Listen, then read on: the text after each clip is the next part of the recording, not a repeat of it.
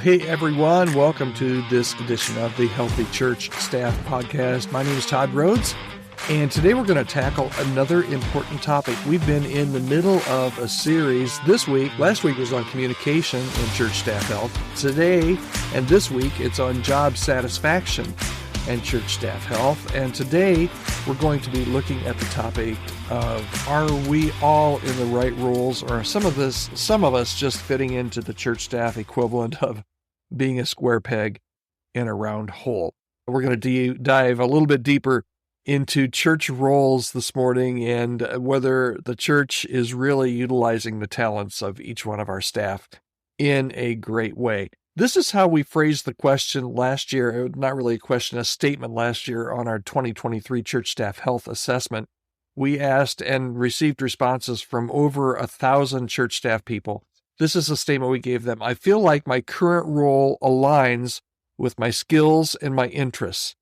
And I was really rather encouraged and discouraged at the same time, if that's even a possibility, at the responses back, because it'll either have you nodding in agreement or questioning your life choices, I guess, when you answer that statement. But 77% of all church staff said that they feel that their current role on their church staff aligns well with both their skills and their personal interests.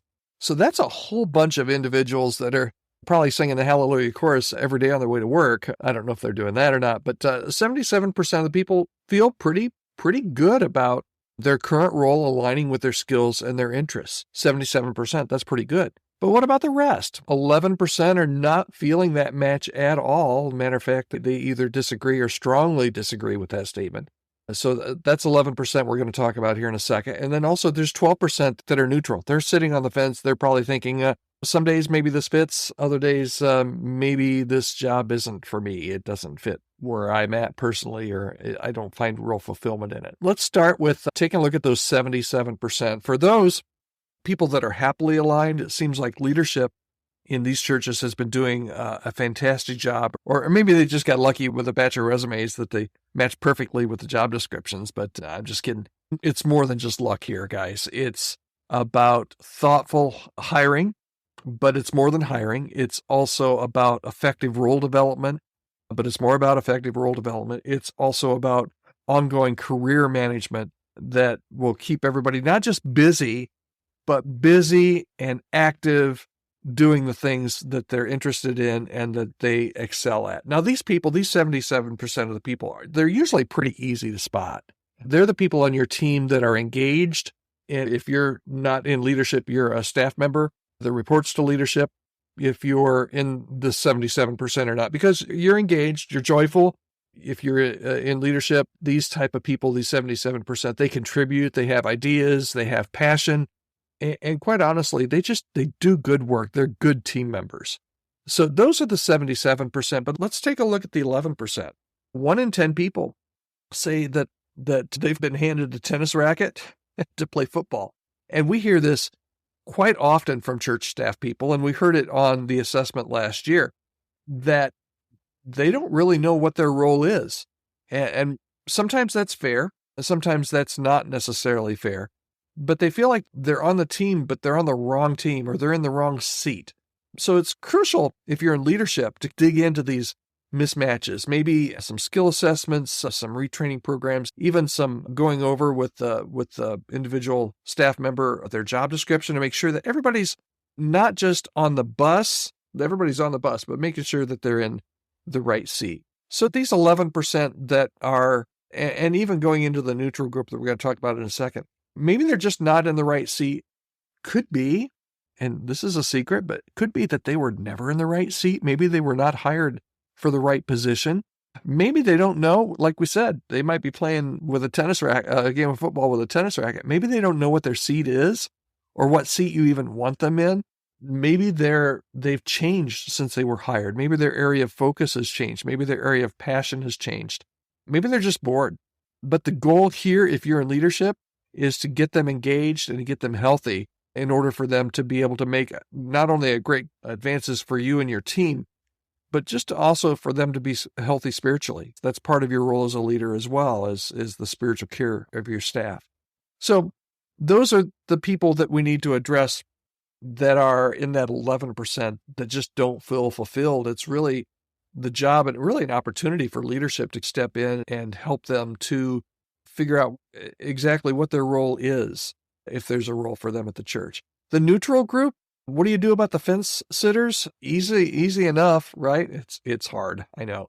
But engaging this group, you just have to communicate with them. You have to provide opportunities for maybe a little bit of experimentation if they're maybe bored or maybe not quite doing what they're most passionate about.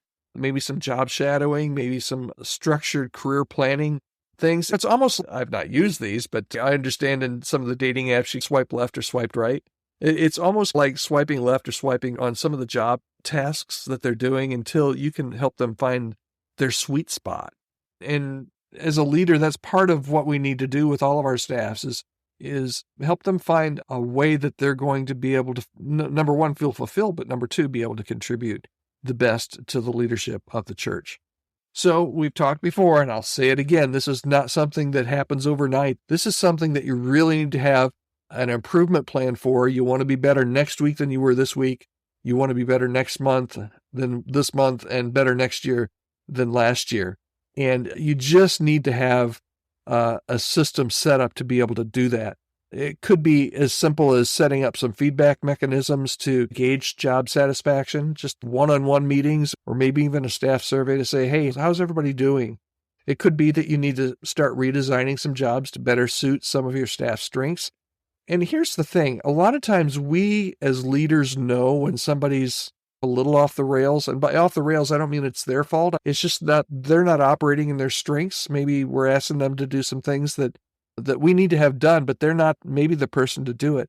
It's sometimes we know those things are happening and we just stick our heads in the sand. You can't stick your heads in the sand here. It's not ever going to get better without a plan. That's something I help churches do. And if this is something that you would like to enlist my help as an outside advisor for you and your team, I would love to have the opportunity to talk with you and do that. But that's just a side note. You can always reach out to me anytime at podcast@chemistrystaffing.com. But you really do need to have a plan because things don't change. Things that you measure change. And we really need to have a set plan, a career development plan for each one of your staff members. Make sure you should know as a leader how each one of your staff members is doing. Are they aligned? Are they passionate? Are they excited? What are they going through personally that might be affecting their job performance? All of those things are really vitally important. And if you need some help doing that, I might be able to help you. One thing as we close out today's podcast, we are talking this week about job satisfaction. Last week we did a whole series on communication. Go back and listen to that if you want to. I think there's some really helpful tips on communication that you can get out of last week's podcast. But we have just recently opened our 2024 Church Staff Health Assessment. We would love to have you take it. It's absolutely free. Both you and members of your team, if you could take it, that would be great. It is absolutely free, 50 questions, and at the end, you'll get an email that tells you a score of 100 on how we think you're doing based on church staff health criteria that we've set up. You can take that absolutely free of charge at churchstaffassessment.com, churchstaffassessment.com. Okay, that's it for today's edition of the Healthy Church Staff Podcast. I hope you'll join us again tomorrow. Tomorrow we're going to be talking about, the topic is From Overlooked to Essential, creating a culture of appreciation. Really important stuff tomorrow on the podcast. Hope you'll join us right here.